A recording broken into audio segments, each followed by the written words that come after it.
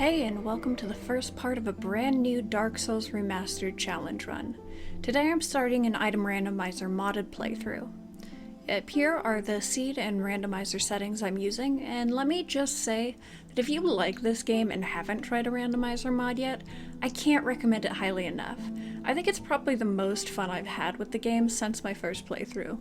It actually gives you a reason to really just take your time and explore the world.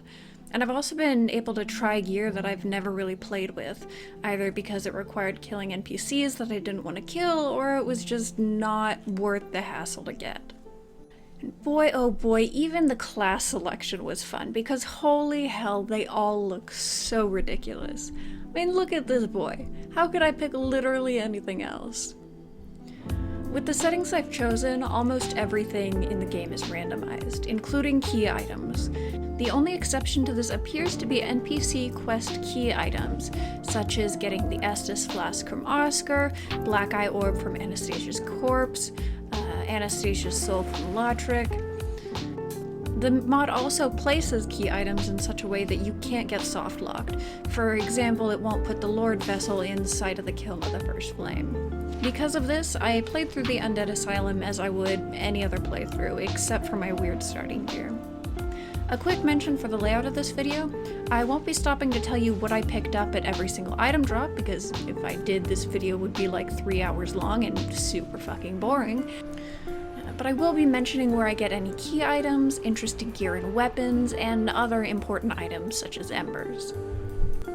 Getting into Firelink Shrine, the effects of the mod are immediately apparent, because that's not what he's supposed to be wearing. That shirt doesn't belong to you, you depressed bastard. In fact, I'm pretty sure none of those clothes belong to him. Also, Petrus giving me Grant, a legendary weapon of the Way of White, as a token of goodwill is kind of hilarious. After grabbing all the items in and around Firelink, I'm pretty well kitted out for the first portion of the game. Some of the more interesting items I found were the Slumbering Dragon Crest Ring, the Steel Ring of Protection, the fucking Dark Ember, and the Dark Moon Seance Ring. Sick gear in hand, I make my way through Undead Burg, where I mow through everything with my claymore and pick up loads of items. Something I realized here that I'm not sure if it's an intentional part of the mod or some weird side effect of one of the settings I chose, is that a lot of enemies seem to have altered drop rates, and almost everything drops some kind of Titanite. In the Undead Burg, I bought the Pyromancy Flame from the Undead Merchant for 100 souls, and Chester's Drip for 500.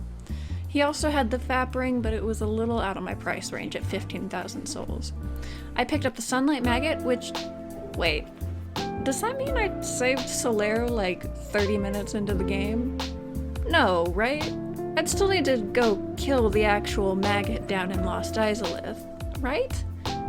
Anyways, I also got the Watchtower Basement Key, the key to New Londo Ruins, which is redundant since I picked the Master Key as my starting gift, the Crescent Axe, which kicks ass, and I ended up using for a good chunk of this playthrough. The Acid Surge Pyromancy, which confirmed to me that yes, the DLC is included in the randomizer.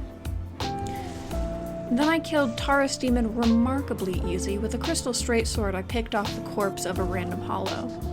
Oh, and that reminds me of another thing this mod doesn't randomize. In addition to any unique drops from the boss, such as weapons, great souls, or whatever that are randomized, you also seem to be guaranteed the humanity and homeward bone that you'd usually get after killing a boss.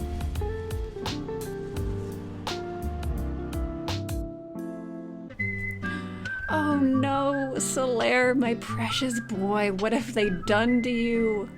Look at his goofy looking oven mitt wearing ass.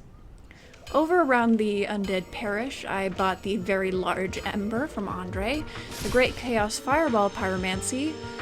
Great, so Covenant rewards are included in the randomizer too. Then took the shortcut back down to Firelink where I grabbed the Guardian Soul and the Enchanted Ember, and Sif's Soul. Now, with enough levels to wield a +2 Crescent Axe, I absolutely fucking shred the Gargoyle's health bar. Ignore the bloodstain over there.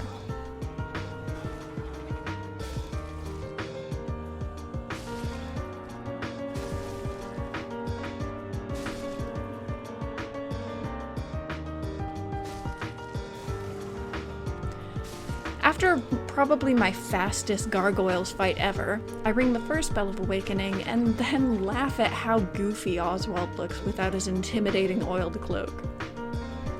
On my way down to Blighttown, Lautrec decided that for once he actually was grateful and gave me the Dragon Greatsword instead of a useless coin. I left him alive here because I didn't realize that the rest of the items you get from his and Anastasia's quest aren't randomized, and I took the shortcut through New Londo to get to Blighttown. Further down towards Blighttown, I picked up the Crest Key, which makes me worry that some key item I'm gonna need is hidden at the end of the Abyss DLC, and the Firestorm Pyromancy, then head to Quelaag's boss room. The damage isn't nearly as good as it was against the gargoyles, but it's still definitely manageable. On my first attempt, I died because I got stuck in lava and couldn't get away from the AoE.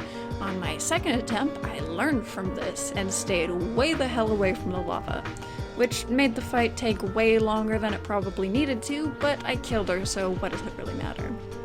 I got the Eastern armor for my trouble, and went to ring the second bell of awakening. I decided to go deal with Ceaseless while I was down here, and boy howdy was that a waste of time. A single dragon scale was what I got from the altar.